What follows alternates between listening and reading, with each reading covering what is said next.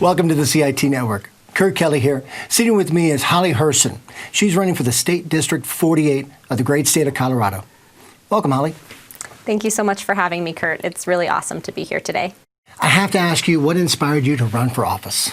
Absolutely. That's a really good question. So my family has always been really political. I grew up in a situation where my dad had different news channels on all of the time, and we would sit and watch those news channels and networks. And so I always had a really good, solid education in current events and politics. So, my first political activities were right after 9/11 when I was still in high school. Right.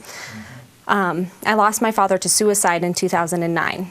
And that was when I said, you know what, I have to double down and I have to make a difference. Right. And so since then, I've gotten involved in local and state politics. I went back to school for public policy and political science. I interned with a Colorado state senator so that I would really have a solid idea of what I was going to do if I really wanted to run for office, right, or if I wanted to work on the back end of things and policy, because I love policy.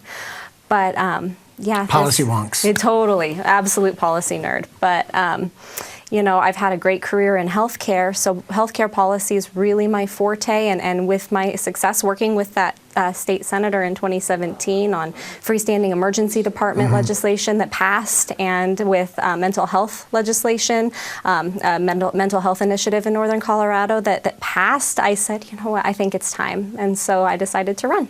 Wow. Yeah. And speaking about healthcare, I understand you're quite passionate about it, as we all should be and need to be.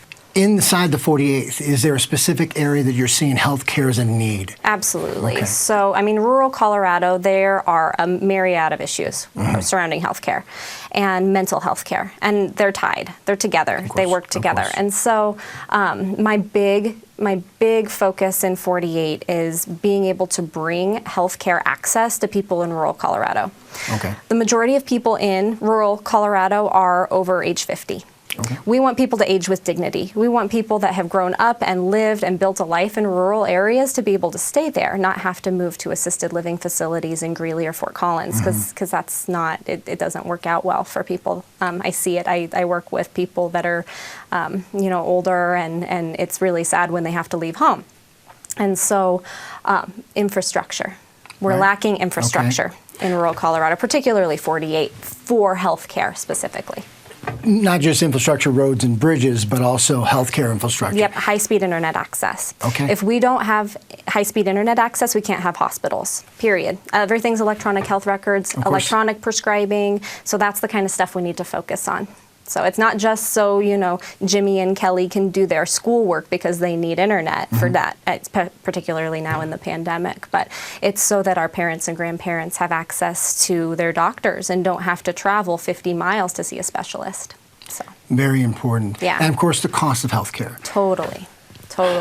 Mental health is healthcare. Yeah. So are we going to try, as a state legislator, to try to get that legislation or that verbiage into a healthcare bill? Yes, definitely. So last session, there was a bill that Representative Danfa Michelson-Janae put forward, and it was a mental health care as wellness care bill. It had to be tabled for several reasons, but a big one was because of the pandemic. There are other reasons, too. The governor didn't want to sign a bill that had another insurance mandate because they had just signed one that said that insurance companies have to cover fertility care. And so 2 insurance mandates in 1 year, it gets a little crazy. So if that bill, which I'm sure it will be, is brought up again next session, I would love to co-sponsor that bill, because mental health care is wellness care. Absolutely. And most insurance companies are already covering a mental health visit without copay or deductible anyway. So it would just codify that. It wouldn't necessarily change what some insurance companies are already doing. It would just codify it, which eliminates taboo. Any surprises running for election? Any surprises coming out of the campaign you didn't expect? Because campaigns are hard. The pandemic, but aside from having to completely change what I was going to do, I've never run for office before, so it's all surprising. I love talking to people and hearing their perspectives. I come from a fairly conservative family background, and so I'm used to having those difficult conversations. I've been most surprised by the phone calls I've made to people that I didn't expect to have common ground with, and I expected a little bit of pushback where there wasn't. It's been very positive, and so that's the biggest surprise, I think. Yes, running a campaign is very difficult. If you've never been in one, you don't really understand. So true. So true. Money in politics, it's a corruptive force. Yeah. It's destroying, it's really corroding our democracy. Yeah. What's your take on clean campaign and money out of politics? Yeah, so I've studied political science for the past 8 years, and federal money in politics is completely a different animal than Colorado. Okay. Colorado state money in politics, it's very transparent. We've done a very good job of getting those big dark money financiers out of a lot of our politics. However, PACs that can donate more than individuals. My big take on that particular issue is, in Colorado, an individual can donate up to $400 to a campaign. A PAC, a big PAC, $4,000. Okay. So PACs take money from individuals and then they apply that to wherever they want to put the money, right? And so that means that PAC has a louder voice than you or I.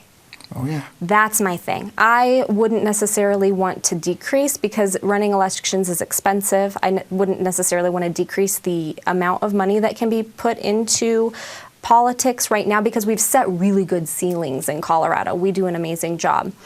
But I want to make sure that everyone's voices are as loud as everyone else's. We shouldn't have special interests that are able to, bring the megaphone and scream louder than you or I. So that's what I would do. And that's what we've seen in election after election. The oil companies, electric companies, they get all this money together and can put a huge campaign against whatever may be good or bad, depending on the issue. But they drowned out every other voice. Totally. And you don't have a democracy when that happens. Right, and out of state money too. If a company out of Pennsylvania wants to throw a whole bunch of money in a Colorado election, that doesn't make sense, right? They don't care about the issues of the Colorado people. They care about their special interest, and so that would be something else. A bit of financial carpetbagging. Yeah, yeah, totally. So if you were to be hired by the great people of the 48th, and we know healthcare, any other areas of your office that you'd really like to get worked on? Yeah, totally. So definitely access to that healthcare and infrastructure tie together. Okay. That infrastructure, if we can really focus on bringing high-speed internet to the people of House District 48 from Pierce to Platteville, right? And tie it into structures that already exist west of I-25 to make municipal broadband a reality. Okay. It's a municipal thing, right? But the state has a lot to do with that because it's budgeting, right? Of course, and they have the will to put that money out there to get the infrastructure done. Totally, so that municipalities can then, appropriate the funds in order to run the lines. So that's something that I really want to focus on because it's not just for healthcare, it's not just for access for our schools, it's also in order to build our economy. Of course. Diversifying our economy takes infrastructure. We are agriculture, right? House District 48 has historically been agriculture at our founding and at our roots. And unfortunately, we've kind of lost that. The oil industry, the energy industry, it's important to our economy. I absolutely understand that. And I don't want anybody to think that I don't understand that and that I don't appreciate that. I've been endorsed by the IBEW 111, and that's energy workers. Period, right? That is what they do. And they care about making sure that their people are able to make enough money to survive and thrive and retire and send their kids to college and all that other stuff. And so we can't do that unless we focus on that diversification. That means green energy. That means helping to move those subsidies out of industries that are unfortunately in decline and focus our resources on energies that are in the future. Yeah. Absolutely. Yeah. And speaking about an agriculture area, you're in the 48th. Yeah. Conservative area. Correct. How do you go about those conversations? You're at the doorstep. How do you talk to them? I try to, I don't automatically say, I'm a Democrat running for this area, right? So you don't lead that way. You say, hi, my name is Holly and I'm running to represent you. What is your biggest concern right now? Exactly. And even if they say, well, what party are you? Because that usually happens. I say, I would be happy to tell you that, but I want to hear about you first. Okay. I want to hear about people first. Sure. It's hard to work in that framework, but you're doing it. Yeah. And it's, like I said, it's been the most surprising thing, and it's beautiful, and I love every minute of it. Okay. The family, how's it holding up in a campaign, in a pandemic? I know, right? No, it's perfect. It's wonderful. So my wife and I, we've been married as long as it's been legal, right? Civil union for the year longer. Okay. We've been together for 15 years, and we have a 1-year-old, 15-month-old. And I couldn't do it without them, honestly. Baby Liam, yes. So her love of policy and politics and her passion really drives me too. And so we work together, and it's great. It's great. Education in Colorado. What are we doing about it? What is Holly going to do about it? Yeah, absolutely. So education, I've always said, and I'll continue to say, education, public education, is the great equalizer of our society. And right now, eliminating Gallagher, which is, and it's too complicated to get into how Amendment 23, Gallagher and Tabor all interact and the things. Will it be on your website? Yes, absolutely. But, which is www.hollyfor48.com. Okay. But eliminating Gallagher, which is on the ballot this time, so we have to do that. And then we have to figure out a way for Amendment 23, which is essentially just mandating that the state cover the gap in what property taxes pay for our education system. And Tabor and how our tax structure works, because we have to pay our teachers. We have to. We are at the very bottom of how we pay our teachers, and they are the most important, precious pieces of our society, educating our future. So that is exactly what I will focus on.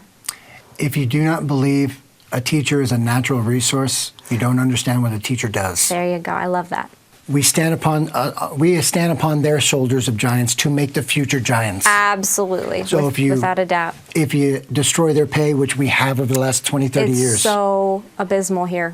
Colorado is at the very bottom. And we don't need to be. No? We're a dynamic state. We're a wealthy state. Totally. We do not need to be this. No, our economy was booming and fantastic before the pandemic, and it's going to be better than that when we're done here. So we can definitely translate that into paying our teachers at the top instead of the bottom. Main qualities for office. I know that's a bit of a self-indulged question, but main qualities, what do you think? Yeah. So, I mean, this is a job interview, right? Of course. It is. A very long one. I've been doing it for a year. I've been campaigning since last September, over a year now. And, you know, my qualifications for office, and it's unfortunate because women get asked that question a lot more often than men do. A man says, I think I'm going to run for office, and it's not the first thing that comes to people's minds. Right. A woman runs for office, and they say, well, but you have kids, and how are you qualified? And so my answer to that is I've been a working professional my entire life. I have been a self-starter, driven. I left my small town to pursue a high school education where I could have AP classes that weren't available to me in my small town when I was 16 years old, while working full-time. And so I've always been motivated and a go-getter, yes. And so I went to college at UNC in 2004 and 4, 5, 6, and 7, and then decided that I didn't need additional student debt because I got a really, really good job working in specialized medicine. So I started my career young, and I have continued that career building on it, and I then went back to school for exactly this, to understand public policy and how everything works together intricately. And so, I have done a lot with my career in order to specifically understand, how my expertise in medicine translated into public policy. And I really just think that alone is qualification enough. So, and I care about people, and really that's the only thing that we really need. A little compassion and empathy for people. Totally. I think we need a little more of that. But I love the fact that you know it on the back end from the legislative side. Yeah. You know how the inner gears work. That will make you so much more of an effective legislator. Totally, because I won't have that learning curve that somebody that has never even, stepped into the Capitol. So. Exactly. Yeah. So many, and you are right. So many people do not ask a male candidate what their qualifications are, but I think you're pretty qualified for this. Thanks. And I know you go in it with the right heart. Yeah. You're from a healthcare background, an education background, and you want to bolster that up in the House District 48, along with infrastructure and many other things for Colorado families. Totally. Last thing I'll ask you. Yeah. The guns. Yeah. What are we thinking about that? Yeah. I know. So in 48, that's a big one. It is. Right. It's rural Colorado. It's God's country, and Second Amendment is very important. Of course. I come from a Second Amendment family. I mean, my brother, he has sweatshirts that say Second Amendment on it, and it's a common misconception. Oh, you're a Democrat, you don't like guns. Like, well, but my gun safe says otherwise. Right. So I'm a firearm owner, a responsible firearm owner. I say all of my education in my firearm use comes from my safety nag stepfather Okay. and my mother, and my grandfather was a hunter. And so, I mean, really, honestly, you can't ban things in the United States of America. We are the land of the free, period. And our Constitution gives us the right to bear arms. That doesn't mean that we can't be safe. That doesn't mean that we can't ensure that, people aren't in crisis and also owning a firearm Right. and using it on themselves. My father, he committed suicide with a firearm. And so and I knew at the time that we needed to get the guns out of his house, but I didn't have the ability to do so. Of course not. This was before the red flag law. And so I have conversations with my brother all the time about this. And in his perspective, which is a very valid perspective, he says, so if somebody is quite aware that they're going to have their firearms taken, are they going to reach out for help?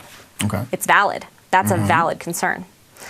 However, I think in practice, and I know in practice statistically, states with extreme risk protection orders have less gun deaths, particularly gun suicides. Colorado's suicide rate is abysmal. It is so sad. Men over 50, particularly veterans. A statistic just came out last night that our active service members are dying by suicide at rates we've never seen before. And the military doesn't know what to do. I just this last year lost a very good veteran friend of mine to suicide. And I care so much about, these people and their families that we have to do something. And I'm not saying take people's guns away. I would never say that, because I wouldn't want anyone to take my guns away. We need to address these issues before it gets there. Of course. And then extreme risk protection orders won't be necessary, right? But having that backstop, if I were able to have called a law enforcement officer who brought a social worker and somebody from the VA to come and talk to my dad, he might still be here. And that's all I have to say about that. Well, I think your and my gun issues are completely aligned. I'm a gun owner, safety gun owner, and I completely agree with you. You can't take them away, but you need backstops for people who do need it, and mental health is a big part of that. Totally. Holly, I really want to thank you so much for coming into the CIT Network. Thank you so much for having me. Kurt Kelly with CIT Network, thank you so much for joining us here with Holly Herson. You guys have a wonderful day.